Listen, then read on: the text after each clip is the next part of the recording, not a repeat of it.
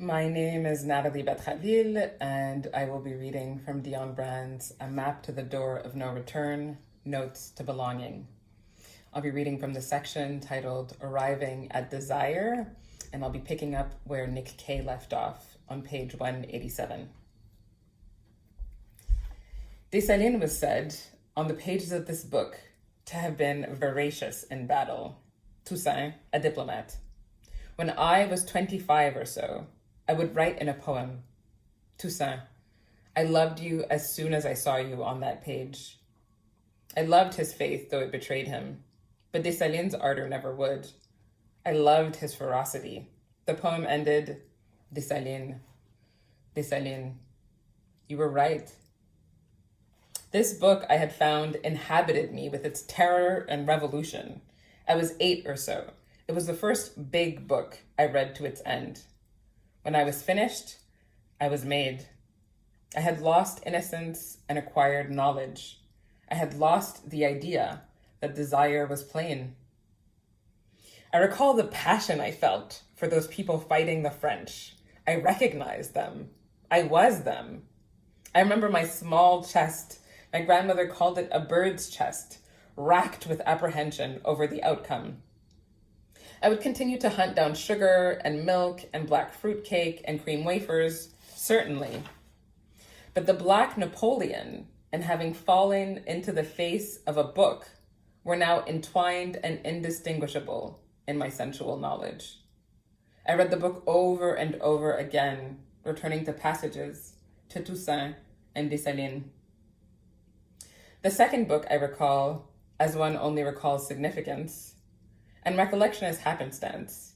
Things leave sufficient impression to break the surface of thousands of thoughts and experiences. The second book I recall is D.H. Lawrence's Lady Chatterley's Lover. This book began as a rumor at 12 or 13, a rumor in a girls' high school about a forbidden book. Forbidden because there were good parts about explicit sex. When we got hold of the book, it was all we could do to keep it secret from the teachers. So amazing and unvarnished were its descriptions that our own language became secretive, even unspoken. I have not read it since. The truth is, I do not remember the book at all. I remember only a gardener, gamekeeper, gatekeeper, a lady, a kind of anxiety, a kind of exquisite agony I looked forward to having someday. The book had a red cover. It was poured over and crushed. The pages with the good stuff were creased. I remember reading quickly. I remember, too, a feeling of being older of having read it, worldly, as if I had been let into another skin, a woman's, a man's, and also another country's. But I also felt burdened, as if I knew something that I should not, something that had changed me into the girl who had read Lady Chatterley's Lover, different from the girl who had not read it a moment ago. And I don't think that I read it at all. So ravishing were the book's contents that I think each of us only had the chance to read certain paragraphs hastily. Perhaps different paragraphs, perhaps different stresses for the words of particular sentences. We read quickly, looking up after every line to see if we were in danger of being found out. Our eyes probably landed on completely different places on the pages when we looked back. We could not betray each other, or we would lose the possibility of ever knowing the good parts. We only had the one copy. We covered it in brown paper, I think, as my grandmother had covered the avocados to ripen. We rationed it, keeping only so many paragraphs apiece, so many lines.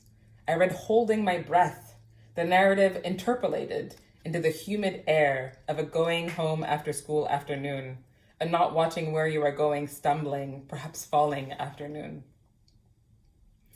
I like to think of us now, 8 or so women, then girls, each in a different part of the world, each in possession of a different paragraph of Lady Chatterley's Lover, a different line, now perhaps interrupted, intercut by how we chose to live our lives, how we chose to interpret Lawrence. I do not know who among us identified with the lady and who with the gamekeeper. The book's gendering could not have been seamless. No book's gendering can be, ultimately, since a book asks us to embody, which at once takes us across borders of all kinds. Or does it dispel borders altogether? Anyway, some of us were him and some of us were her. She seemed light, liminal. He seemed dark, brooding consciousness. This paradigm of the canon was a conflict for us. We were she and he, female and darkly brooding, becoming the consciousness of the book. Both the possibilities and the constraints of enactment existed within the borderless territory of the book. We were beckoned by some familiarity with her in us. We were willing, eager to be her. Yet at the same moment of reading her, we saw in ourselves the not her. She was an ideal in a society which stood in powerful relation to ours. The conversation going on in the book was one about culture, class, technology, and sexuality. It was the same conversation going on in our lives, and it was the same conversation going on between the place where the book lived and the place where we lived.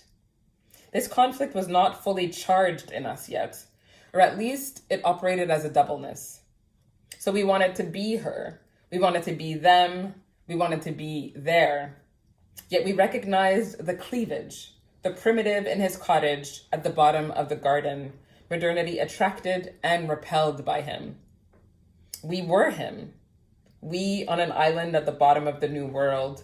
We too were representations of the primitive.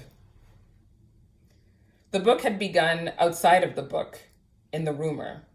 We had begun outside of the book also, the colonial consciousness, the female consciousness, and the curious. When we entered the book, entering for the purposes of identifying and enacting, we were flung apart. We disintegrated. We abstracted. We emerged having reconstructed the novel into a more complex, more fluid sense of desire. These two books gave me a refractory hunger.